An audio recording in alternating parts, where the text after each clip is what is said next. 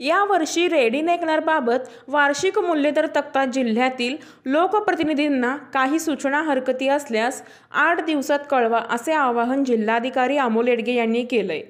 लोकलेखा समितीने केलेल्या या शिफारसीनुसार वार्षिक मूल्यदर तक्ते तयार करताना लोकप्रतिनिधींच्या सूचना घेतल्या जातात। त्यानुसार 2025-26 या वर्षाचा रेडिनेकनर तयार करण्यासाठी बुधवारी जिल्हाधिकारी कार्यालयात बैठक झाली। या बैठकीत आमदार राहुल आवडे यांनी इचलकरंजी शहर व पंचगंगा नदी काठावरील सर्व गावातील कमी पूर रेषेतील शेतजमिनीसाठी सध्या बाजार मूल्य दर तक्त्यामध्ये प्रति चौरस मीटर व प्रति हेक्टर याचे 2 दर आहेत। त्याऐवजी शेतजमीन मिळकतींना केवळ प्रति हेक्टर दर देण्यात यावेत अशी सूचना केली आहे। या बैठकीस अप्पर जिल्हाधिकारी संजय शिंदे, मुद्रांक जिल्हाधिकारी बाबासाहेब वाघमोडे आदी पदाधिकारी उपस्थित होते।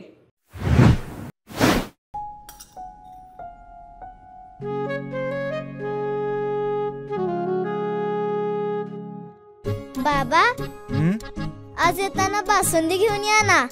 अगं, कालच आपण आईचा वाढदिवस होता म्हणून आणली होती ना। ऐकलं? गोकुळची बासुंदी पुन्हा खावीशी वाटतेय।